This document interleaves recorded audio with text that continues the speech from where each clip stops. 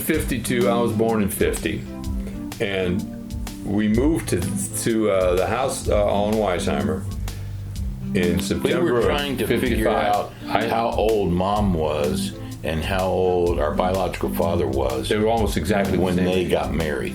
Oh, 19.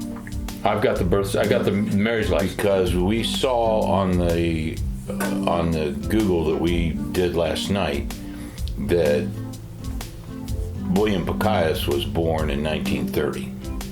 Yes. No. Yes. 1930. Yeah. And that's true, and so was Mom. So if you were born November 26th of 50, then they had to get pregnant when he was 19. Right. Yeah, they were married when they were 19. They were both married when they were 19. Yeah, they got married to I each wonder other. why Mom made such a fuss about me getting married at 20. I don't know. Maybe because she screwed up and didn't want me to screw up. But yeah, I've got all that on that webpage. Well, she was wrong about that, wasn't she? What's that? Me screwing up. No, kidding. I mean, holy cow, 48 years. 48 years with Jane. I mean, that's a long time. Yeah. Well, so 2 anyway, years of dating and 46 marriage. That's a long time, buddy. Yeah. Anyway, so Yaya bought this house, and I've got the original abstract and deed. Yaya bought this house in 54, wasn't it? In 55, September of 55. September of 55. We moved in. I was 4, you were 2. And she paid $7,800 for the house. I thought she paid like $17,000. No. That was down the road. They did some refinancing. Okay.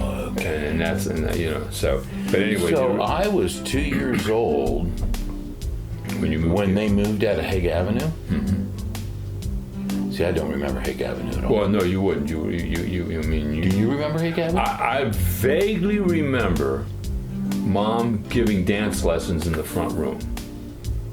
And I've got a picture of the house. It's still there. It's still there. Wasn't it like 142? 124. 124. I got it. North Hague Avenue. North Hague Avenue. Yeah, and I mean, whoever's got it now, at least last time I saw it, is taking really good care of it.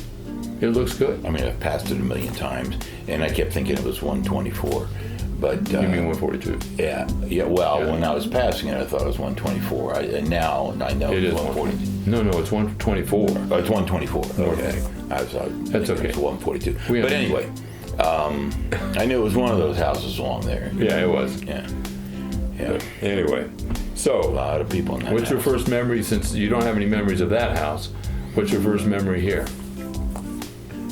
I mean, that's a tough one. I know mine. I've been thinking about this for a little while. Had I not done so many drugs in the 60s. You realize your kin are going to be watching this, right? Yeah, well, they know. That's all right. They know. They know. Yes. Yeah. I was one of the Doobie Brothers. The one that never made it to the stage? Yes. Okay. That would be it. So anyway, you didn't smoke pot. No.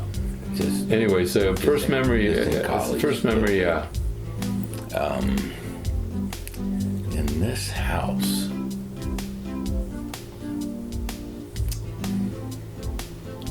Was it food? Holiday gatherings? I mean, it had to be a holiday gathering, but I don't specifically remember a particular holiday gathering. Or any particular. One of the things I do remember when I was 4 years old was getting my tonsils out at Children's Hospital. Yeah. And that I wasn't going to let them do it unless they promised me that they would give me a big bowl of ice cream afterward. And they did. We both had our tonsils out at the same time.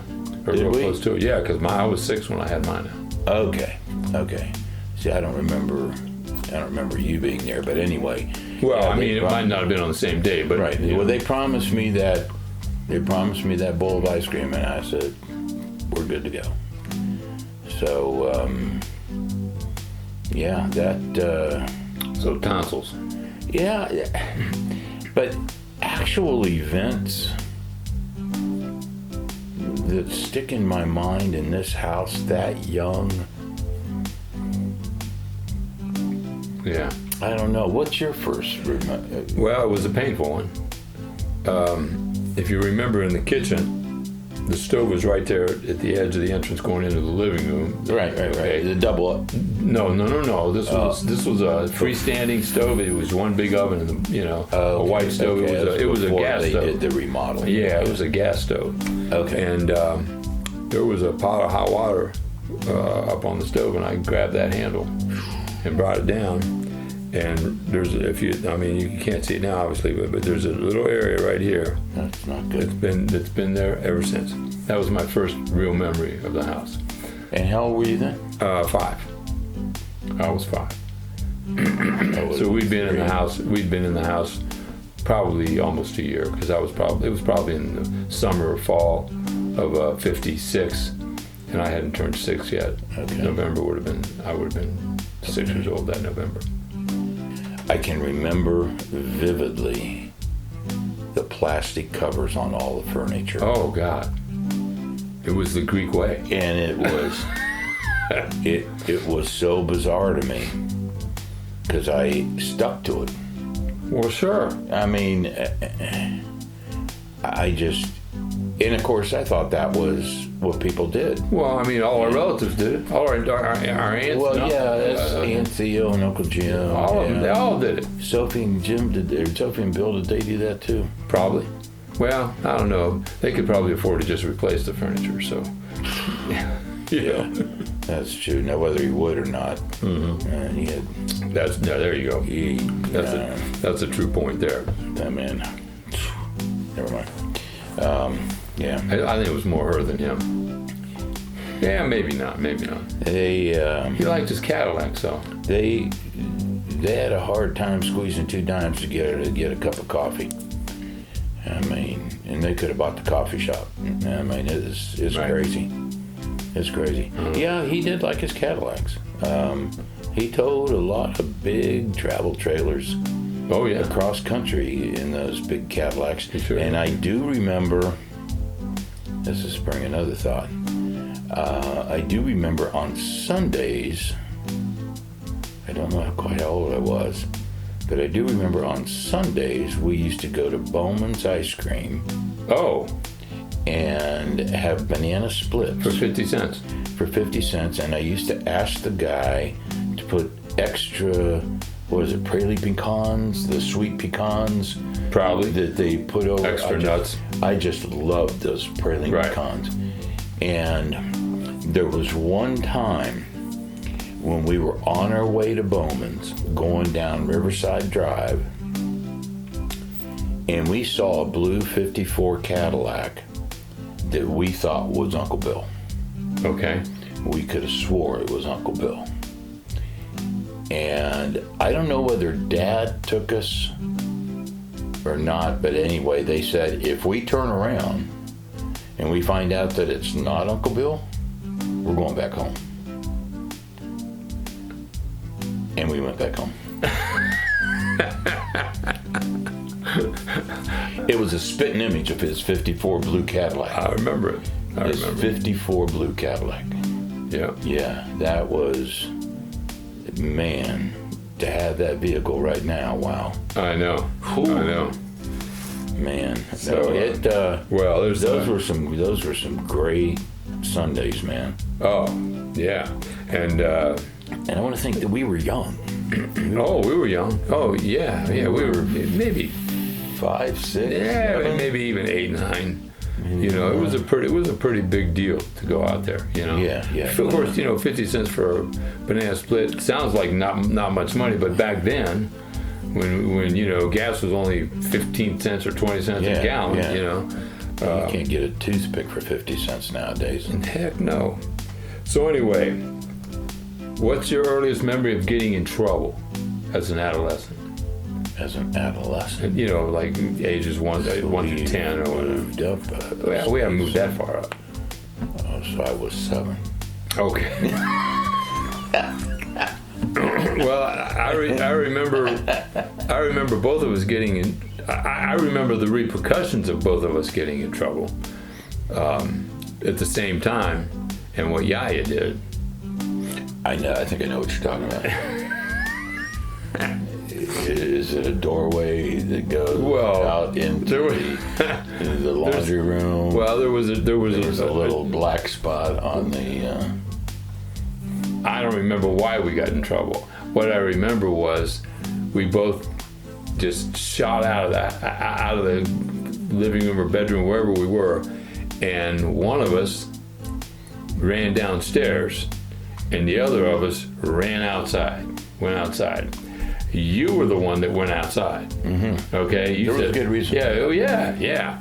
And Yaya had what was called the pantofla, which was really just a leather slipper. Yeah. Okay, that she could take off of her foot faster than the eye could follow. And have it on your rear end. Oh my God. So naturally, I went down, naturally I got my punishment, and whatever it was, I got a few whacks on the butt. And Nick decided he was going to stay out until Yaya forgot about it. And then he was going to come home.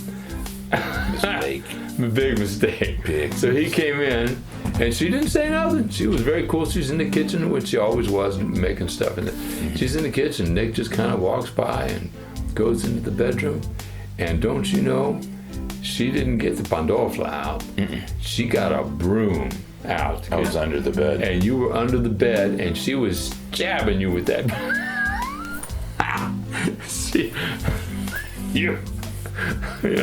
So I figured I got the better end of that deal. You did. Do you know why this whole thing happened? I don't know why. I can't remember. I tried to burn the house down. What? Yeah. With what? What? I tried to burn the house down. With what? Well, they didn't have Bic at that time, so I couldn't flip my Bic. But they had stick matches. Oh my God! But what? And what probably to this day, it's still on the framework out there, which was the doorway into our shower and the big, double tub there, and the washer and dryer. Right. On one portion of the frame, it's all black.